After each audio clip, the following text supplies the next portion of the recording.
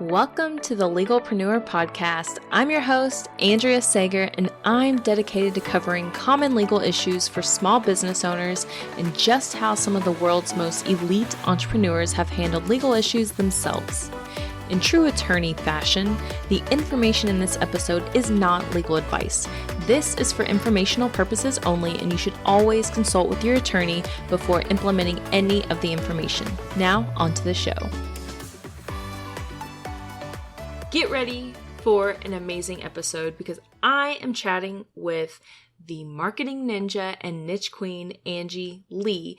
She is seriously one of the most successful online entrepreneurs that I've seen, one of the people that I really admire and look up to myself. So I'm really excited to have her on the show today.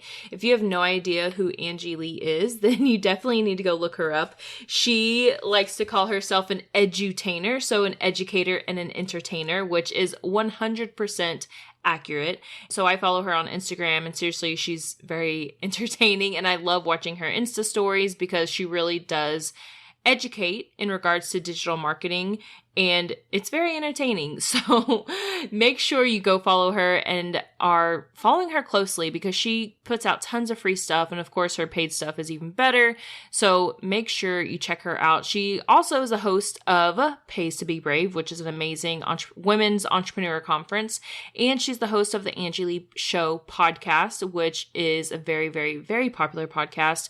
And she's founded multiple seven-figure businesses, including Soul CBD, with her brother, Mike Lee. Now, you may have heard Angie's slogan, "Ready is a lie."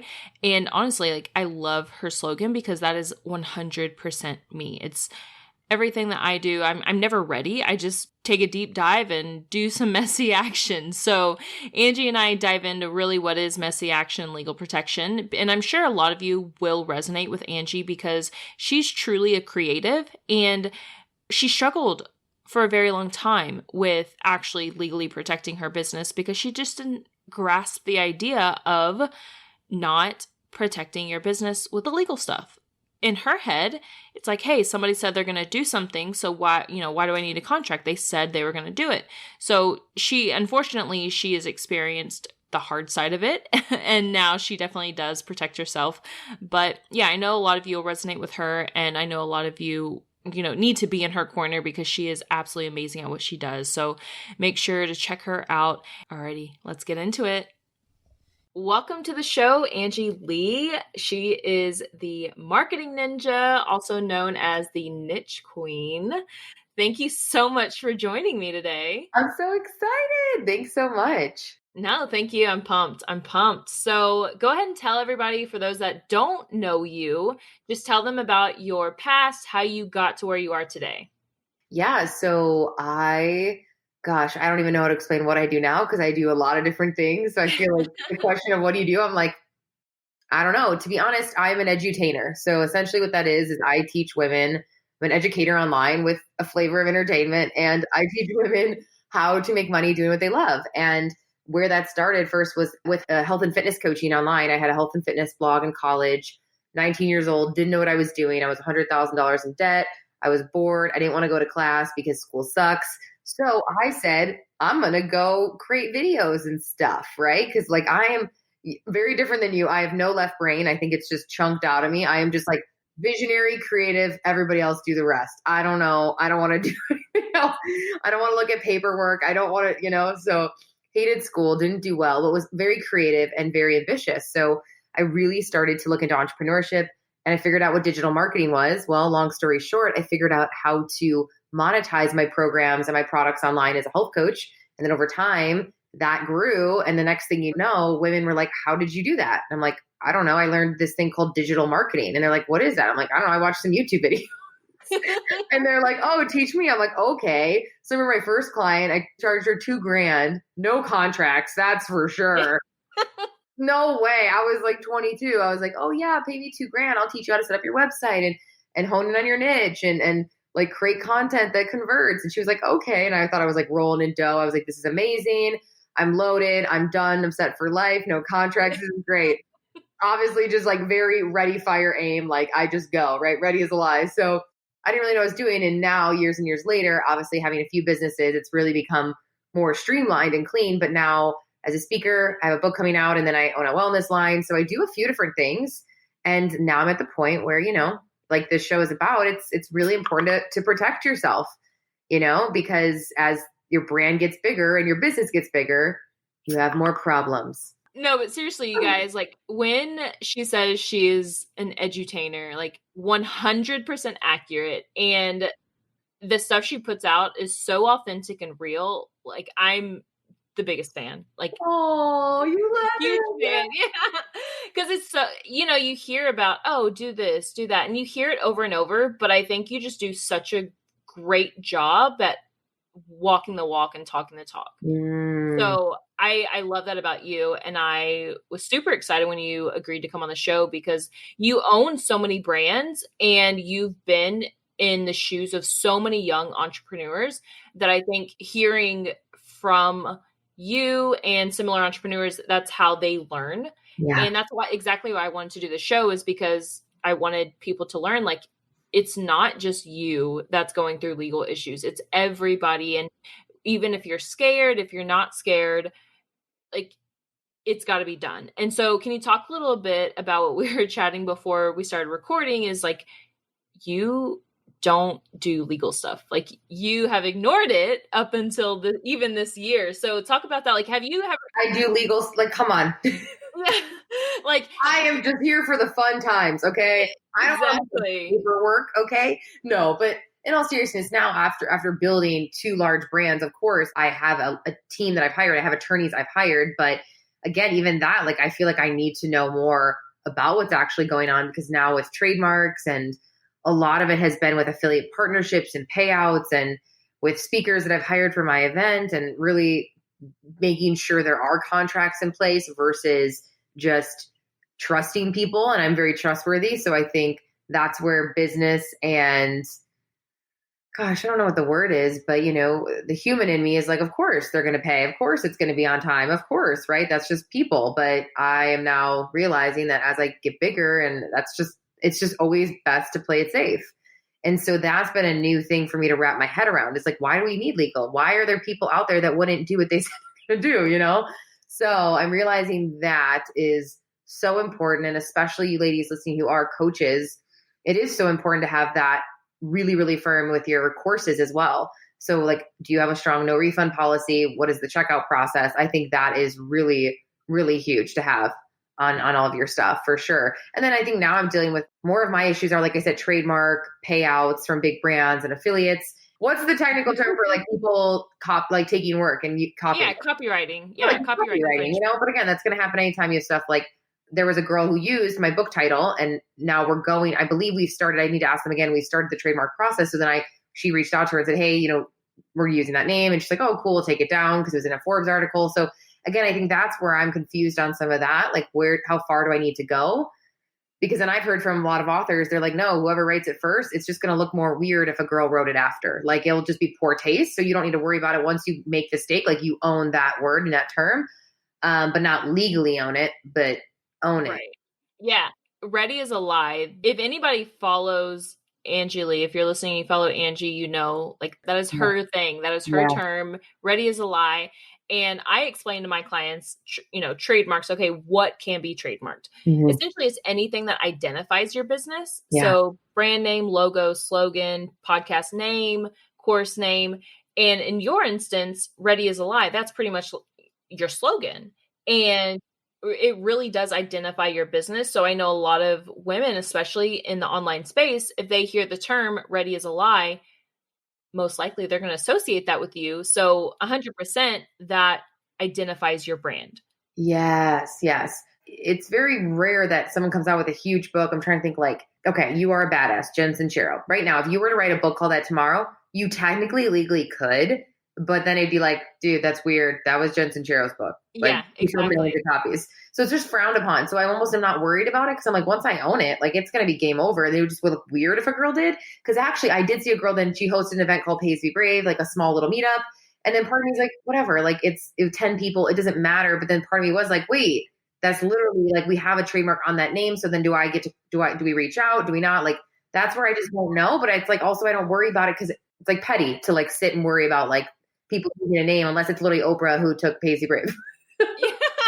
You know? Yeah, I would be saying something. Yeah, no, that's such a good point. And I get that all the time because people are like, well, I don't want to worry about it. I work with a lot of heart-centered entrepreneurs and they're like, well, it's going with the flow. Whatever happens, I own my brand, they own their brand. I'm staying in my lane. But at the same time, you have to still protect what you own. So there is that fine line. And then I also have the clients who are just starting out. And they're like, oh, I don't want these people to steal it. I'm like, listen, don't waste your money protecting your course name with the trademark until you know that it's going to be successful. Because I've worked with so many people who launch a course and they have 5 sales and they spent more money on the trademark. Yeah, I'm a good client. I show proof of concept and then later down the road, I get a trademark. I don't just get a trademark right away. Like Baby Grandma has been in the works for 10 years. It was a joke. It was a hashtag. Now we have merch. We have all these cool things coming out because it's a thing. And now I'm like, I want to own babygrandma.com. I want the TM. I want all of it because I have big goals of selling it one day or who knows. So I think now after years and years, proof of concept, I'm not saying you have to wait that long, but I do think it's smart to first make sure it's your thing before you're just buying all these TMs because trademarks can be $800, right? Yeah, we charge right now they're about $1,400 for the search and the application. And I tell clients look, we can do the search first. Well, we always do the search first and we can do the search separately before we file. I tell them, you don't want to file until you know you have momentum, you know that it's going to be a thing that you stick with. Because at the minimum, a trademark takes at least 6 to 7 months. So you don't want to file and then 6 to 7 months, that product or business is dead. Yeah, you just wasted money. So do you think if you were in my position, would you get a trademark for Ready as a Lie or no? Because it's going to be my book name, so I'll kind of own it. If it was just a book name, no, because book names can't be protected. But because it identifies they can't your brand, Okay. Yeah, you cannot. If it's only a book, it can't be protected. Okay. But a lot of times books become a brand. Yeah, I have merch coming out. If I ever wanted to renew my podcast to that, or they don't cover podcasts either. They do cover podcasts. Oh, that's right. That's a big thing as well. Is a lot of podcasters, they're hobbyists, and they don't realize just because you have a hobby, you can still be infringing on somebody else's trademark. Yeah, podcast name. Yeah. Okay. Huh. So it couldn't hurt. I might as well get it, right? Or start the process. Yeah, absolutely. Okay. Absolutely. I'm writing this down. Yeah. I'm writing this down. Because at the end of the day, it cost me $1,500, which is right? Around that. It's not to get all of the categories of should I just get all the categories, right? To be safe? Yeah. I tell clients, look, whatever you're selling, you need to protect that. Yeah. And then if you see yourself launching or expanding to something else, you also want to start to protect that as well. Because you don't want somebody to build off of your brand. In addition to just getting that trademark, the whole goal with trademarks is to increase your value. So if somebody, you're Angie Lee right now, but if somebody comes along, they're like, hey, I want to invest in your business, take it to $1 billion company. Yeah. Well, they're not going to want to do that if you don't have any protection. Yeah. They're going to do their due diligence and they're going to say, okay, well, she doesn't have any federal trademark. And this is for any business. If somebody wants to invest in you and you have no protection whatsoever, they're going to be hesitant or they're not going to pay as much because you don't have that protection on the brand and the value isn't as high as it could be. So trademarks aren't just, oh, I get to use this pretty R symbol. They're also increasing your value. So for any entrepreneur out there, I talk about this a lot, is you should always have your exit strategy in mind. And part of your exit strategy is your value. So in order to increase your value, you have to have federal registrations on your trademarks, copyrights, patents, protecting every aspect of your business. Yeah. What about Pays to be Brave? Oh, 100%. Oh, but that's an event, but still.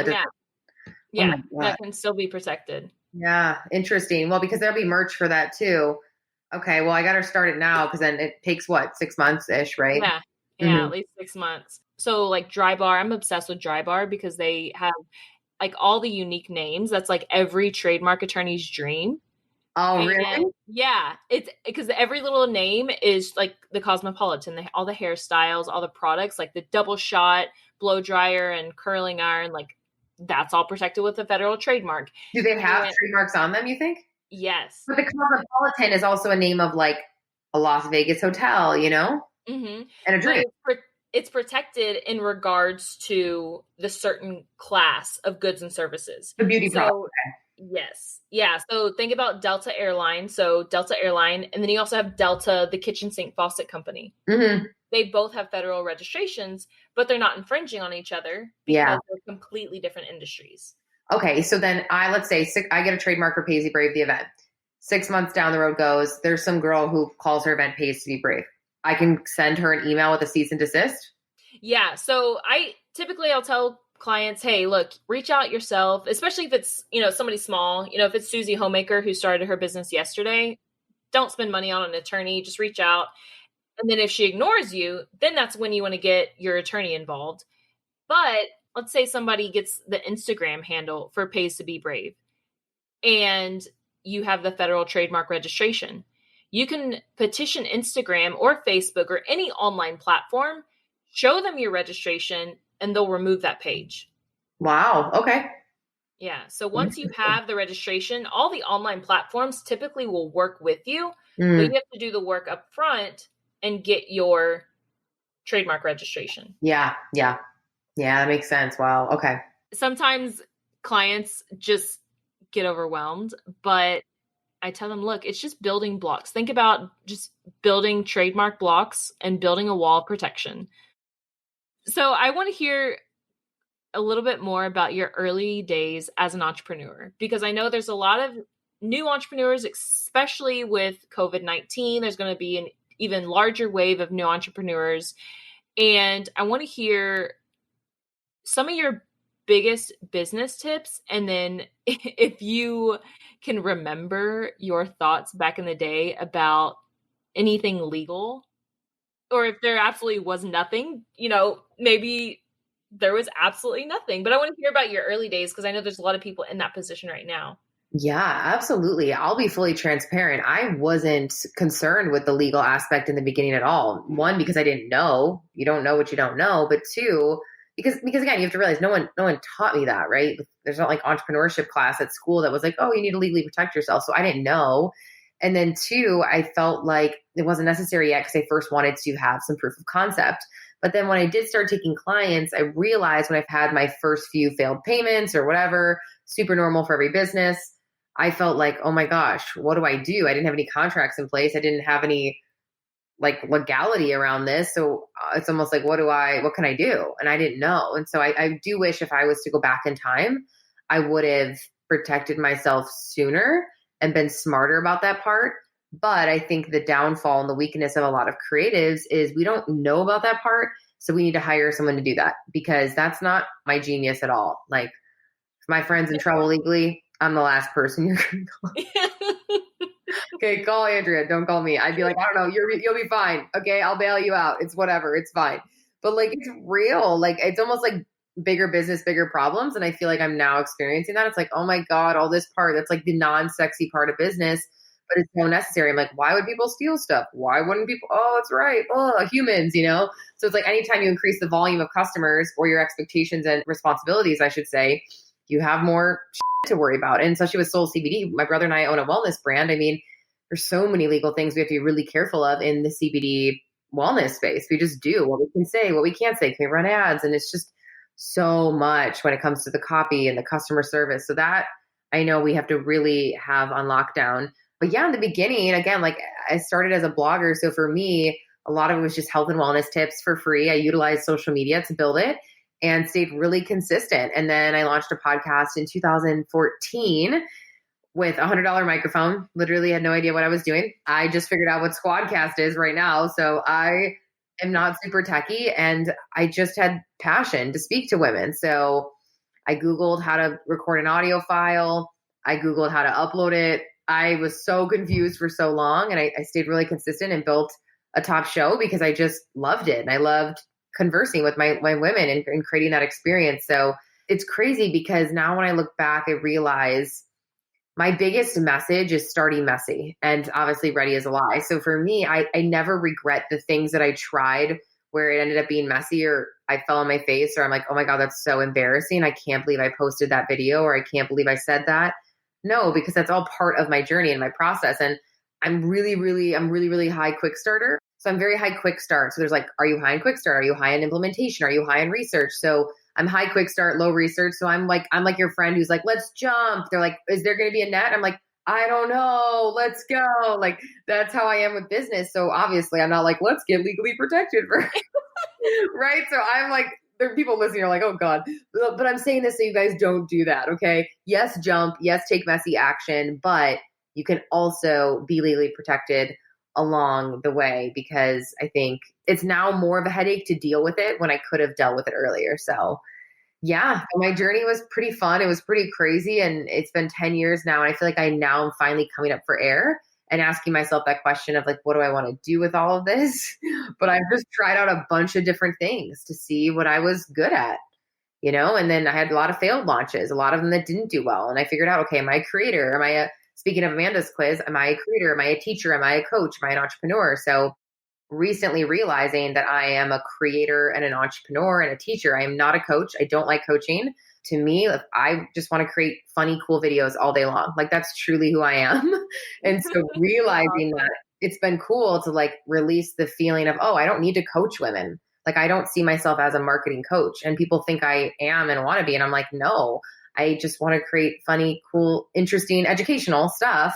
But that's come now at 30 years old. I'm like, oh my gosh, I had to go through so much. So this is a reminder for whoever's listening, where you start is not where you're going to end up. And you have to just go through the messy process in order to find that clarity on what you're meant to do. Yeah, no, I love that. And I'm kind of in the same spot too, because I'm also in somewhat of a pivot. And I remember when I was, just a few weeks ago, I was talking to somebody about, because I'm such a big fan of messy action. Like, that is me to a T. And they're like, well, probably like if you're really on the ball, you can probably get this up in like 90 days. And I was like, okay, cool. Gonna do it in a month and a half. And that's what I'm doing. So messy, like, I'm such a fan of messy action. And I love the way that you connect with your audience. So I was there at Pays Be Brave last year, and I remember seeing just like all of the other women just feeling like they were your best friend, even if they had never met you. But that's because of the culture you have created, especially just with your podcast, your Instagram. Seriously, like, I think, for those of you listening that are struggling to really find your audience, struggling to find your niche, you just have to be your authentic self and attract your audience. And it happens. Yeah. Yeah. It comes through that authenticity, and I feel like until I'm interviewed on it, I didn't realize it was a thing, right? I was just being myself. And now being interviewed, I'm realizing, I'm like, wow, women really struggle with just self-expression.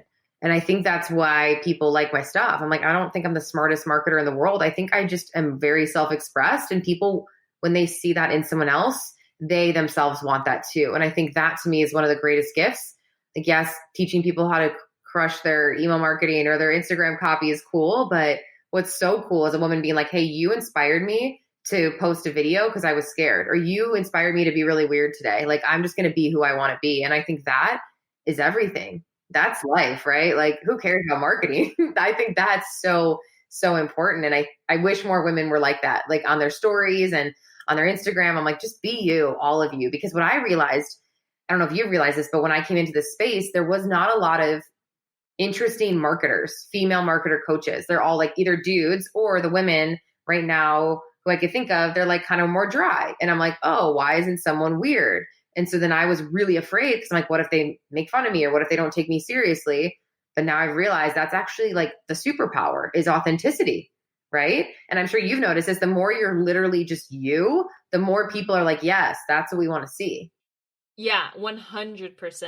And I think another part to it as well is actually just not trying to be so perfect, trying to make the perfect feed. I think we went through a phase, especially on Instagram there for a while, like you got to have the perfectly curated feed and this and that. And so like, I think people try to be too perfect on Instagram. And then here comes Angie saying and killing it, not being perfect or having the perfectly curated feed with all the colors and this and that, just being yourself and just killed it. So I'm like allergic to perfect. I'm just like, let's create, let's have fun, let's go. And that's awesome. Like knowing what side of the fence you're on. Like if you are a photographer and that's important to you, cool, curate your feed. But for a lot of people, that's not realistic. And I think when they see like, wow, you can do it, I can do it too. That is like the best, and same with you, like teaching something that is so over like their head for a lot of people. And it's so intense. Like if you can make it fun and as easy as possible, that's game over. That's winning, Exactly. Yeah. Yeah. So wrapping up here, I like to ask my guests for one business tip. Yeah. Nothing legal related, just like your number one business tip to leave the audience with. Like mindset or tactical? Whatever you want. All right. I'll give one of each. Tactical. Get your butt on video. Whatever capacity that may be. That could be Instagram stories. That could be Facebook Live. That could be YouTube. Instagram stories is personally my favorite. I think it's so fun. You can edit in real time. It's just the best. It feels so real because it feels like you're literally right there with them versus a recorded video. I love it. The intimacy that you can build from video is unmatched. Humanization will always sell better than anything else there is. So adding your face and or your voice, starting a podcast, adding humanization to your business is the secret, especially in 2020 when if you're not on video and or audio, you're behind. So number one, get on video in some capacity. You're going to see your conversions go up. You're going to see your DMs go up. You're going to see people interested in what it is you have. People want to learn from people. They don't want to just look at quotes all day or pictures of the product. Like, oh, here's the pencil, like a picture of the pencil versus you sharing the pencil with your face. So one, show your face. It's so important. And then two, ready as a lie, right? I mean, that's the biggest thing. I think having the mindset of not needing to be perfect is the most valuable thing you will do, because if you're waiting for it to look perfect, you're going to be waiting forever. It's not going to be perfect and it's not supposed to look perfect. So that has been huge for me to embrace. Like, okay, I want to do an event. Let's go. It doesn't have to be perfect. I'm going to put myself out there. Podcast, let's go. Courses, let's go. Wellness brand. We had no idea what we were doing. My brother and I are not experts in cannabis, but we were passionate. And so I think if you have that bravery and courage around trying, that's going to take you so much farther than anything, honestly, better than any tactical tip we can teach you. Yeah. And if you guys have not checked out Soul CBD, definitely check that out. Their gummies are amazing. So definitely check them out. So go ahead and let the listeners know where they can find out about you. Yeah, you guys can creep on me at Angie Lee Show on Instagram. Come say hi, or at angielee.com. And that's where all my stuff is. Yes. Awesome. Thank you so much for this. I'm so glad that we got to do this. Of course. See you guys next time. If you found this information helpful, I would be so grateful if you could share it with a fellow business owner. And it doesn't cost anything to rate, review, or subscribe to the show. Your support helps me reach more listeners, which allows me to support more business owners in their entrepreneurial journey. I'll see you next episode.